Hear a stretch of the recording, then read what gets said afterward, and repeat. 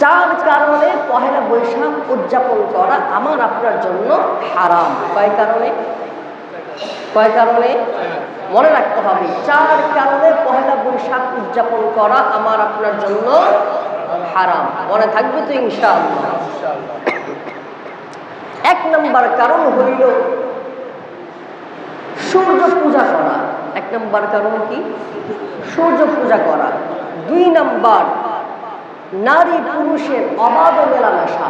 2 নম্বর নারী পুরুষের, ছেলে মেয়ের অবাধ মেলামেশা। 3 নম্বর মঙ্গল শোভাযাত্রা বের করা। 3 নম্বর কি? মঙ্গল শোভাযাত্রা বের করা। 4 নম্বর পহেলা বৈশাখের দিনকে কল্যাণকর মনে করা।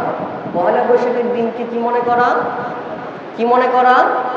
এই 4 কারণে পহেলা বৈশাখ উদযাপন করা আমার আপনার মুসলিমের জন্য হারাম। মনে থাকবে তো ইনশাআল্লাহ? এখন শোনেন মুহতারাম হাজিরিন,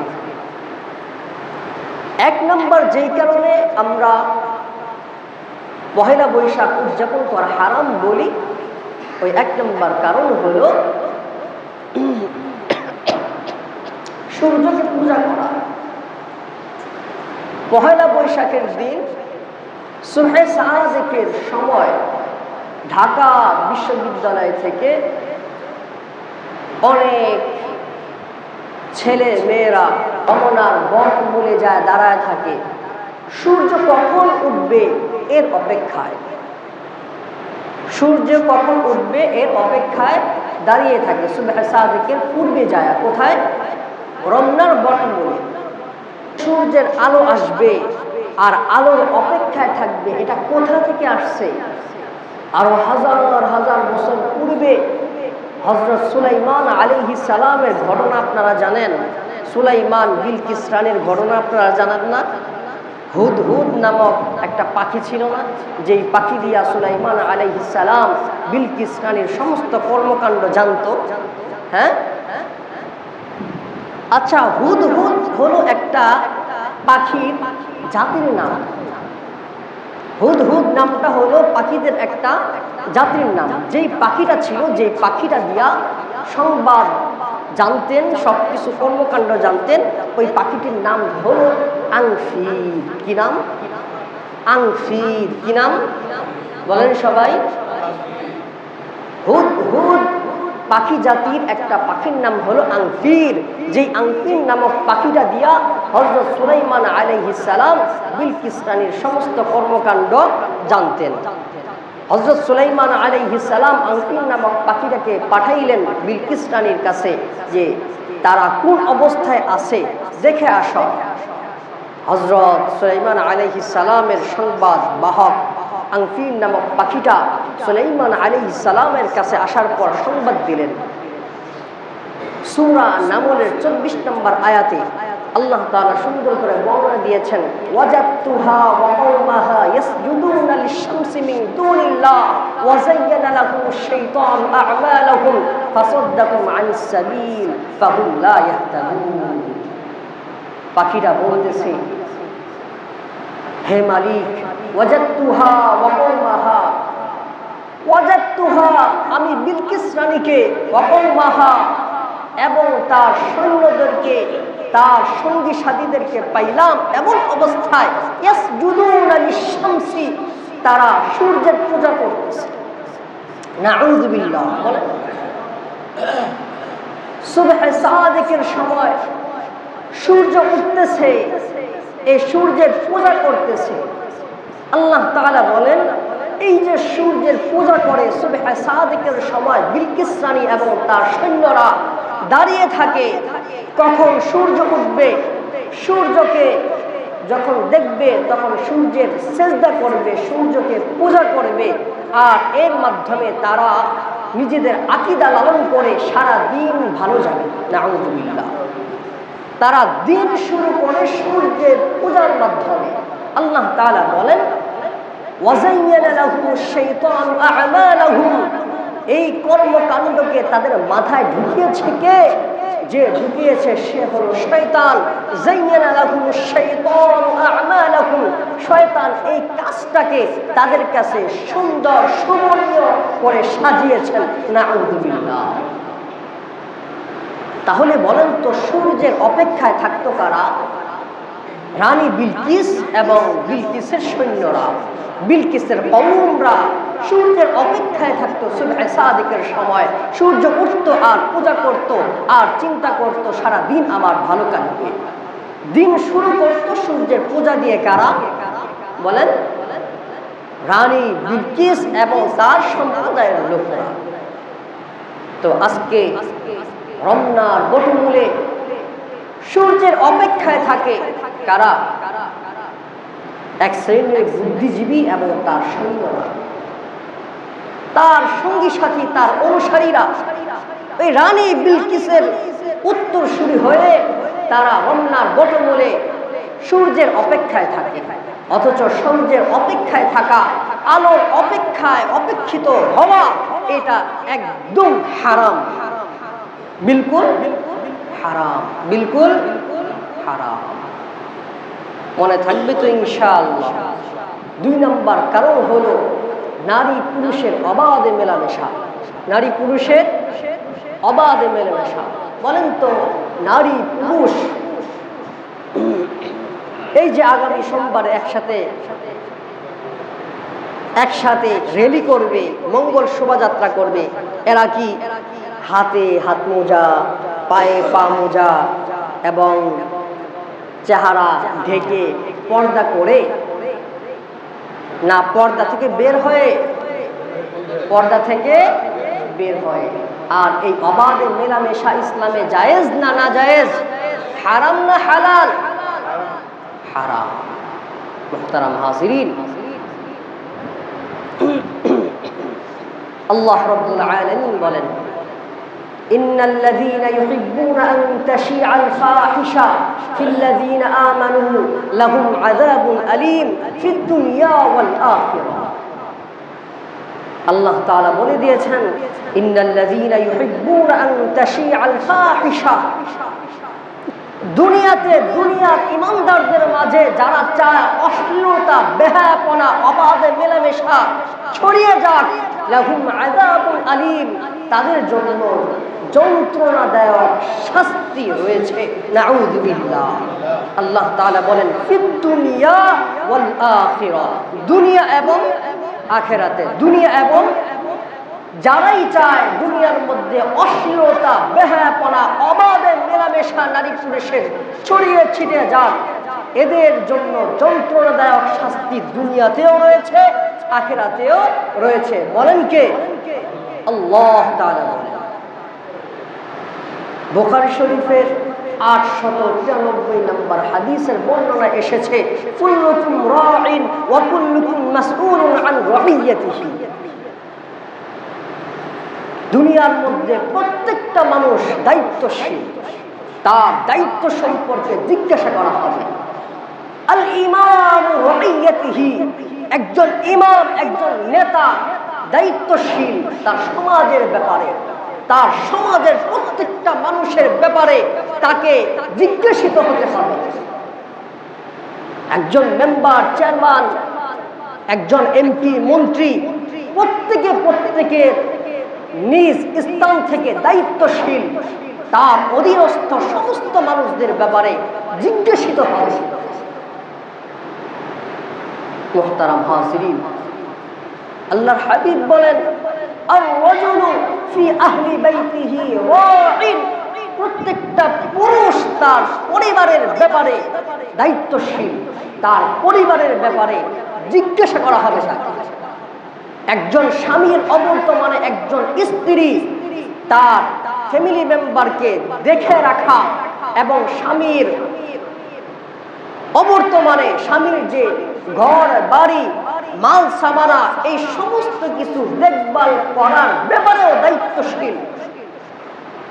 স্বামীর অবর্তমানে এইগুলাকে যদি দেখে না রাখে, খেয়ানত করে, তাহলে এই ব্যাপারে একজন স্ত্রীকে আল্লাহ তাআলা কিয়ামতের দিন জিজ্ঞাসা করবে। স্বামীর অবর্তমানে একজন স্ত্রী তার সন্তানাদির ব্যাপারে তার ঘর, তার মাল সামানের ব্যাপারে দায়িত্বশীল।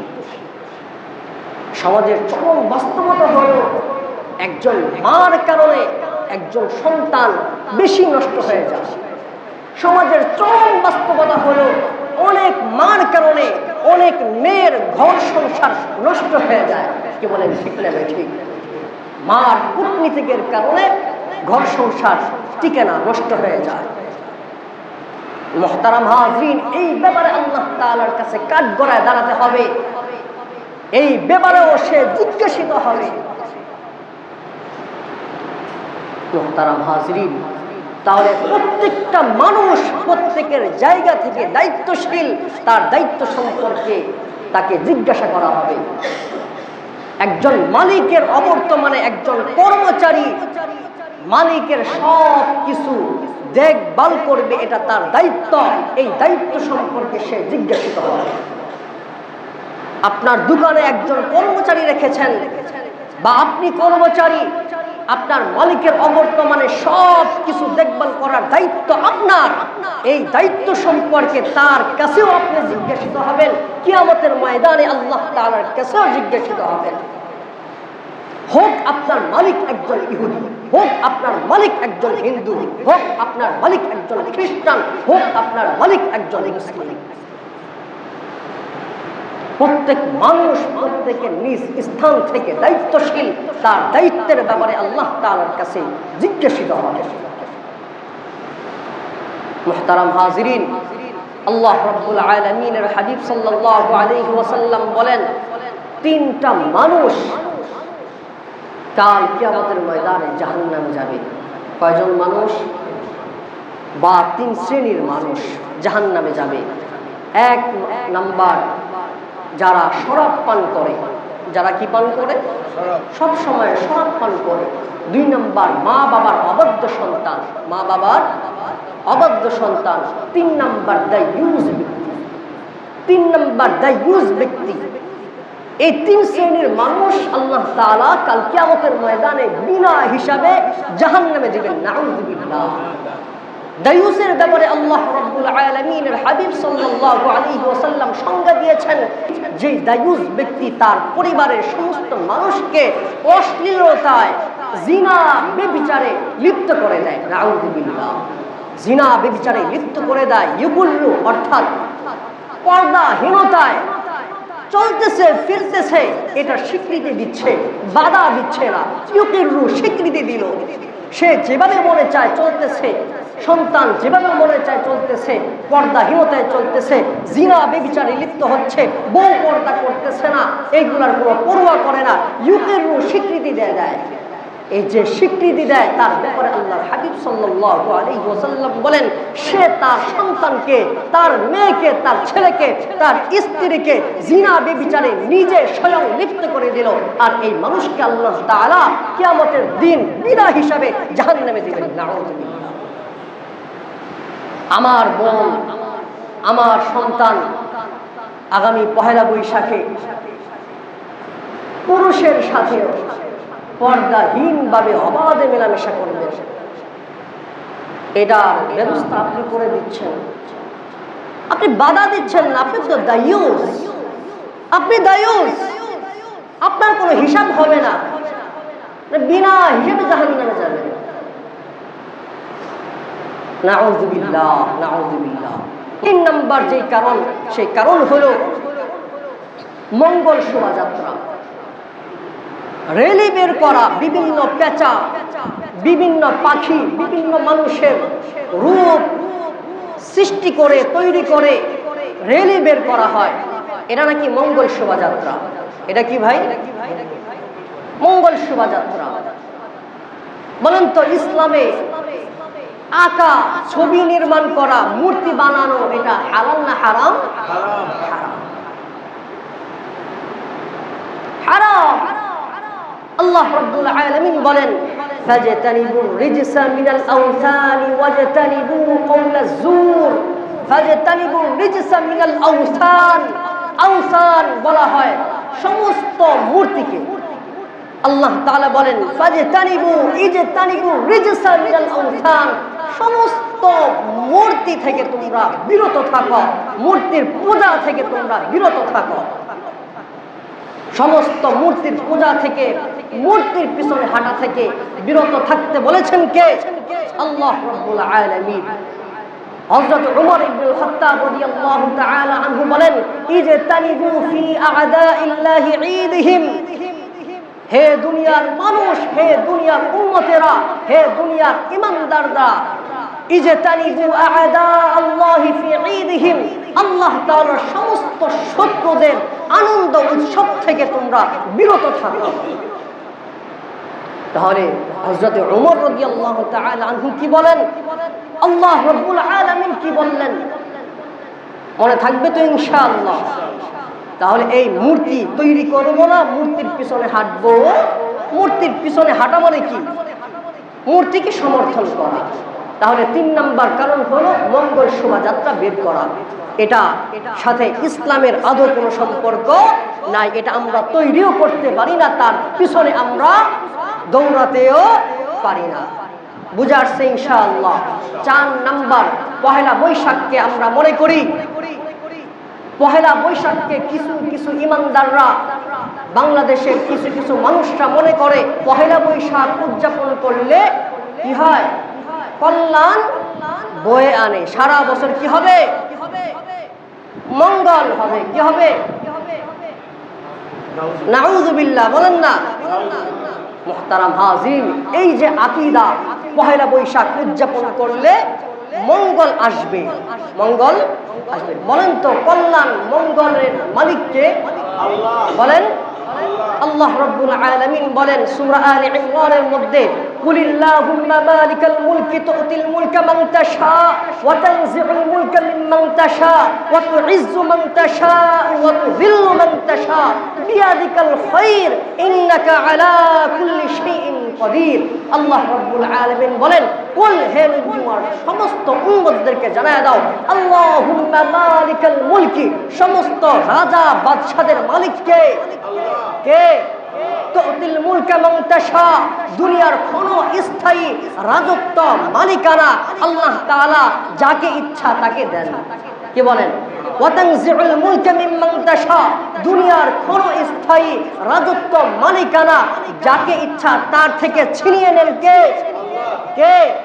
ওয়া তুইজ্জু মান তাশা, যাকে ইচ্ছা তাকে সমাজের মধ্যে সম্মান দান করেন কে? ওয়া তুযিল্লু মান তাশা, যাকে ইচ্ছা তাকে তার ঘরে সহ সমাজের মধ্যে, পৃথিবীর মধ্যে লাঞ্ছিত করেন কে? বিয়াদিকাল খায়র, সমস্ত কল্যাণ কার হাতে? সমস্ত কল্যাণ কার হাতে? আমার আপনার জন্য সারা বছর কল্যাণ হবে, আমৃত্যু পর্যন্ত কল্যাণ হবে। এই কল্যাণ দেওয়ার মালিক কে? অকল্যাণ দেওয়ার মালিক কে? বিয়াদিকাল খায়র ইন্নাকা আলা কুল্লি শাইইন কাদির, সব কিছুর মালিক কে?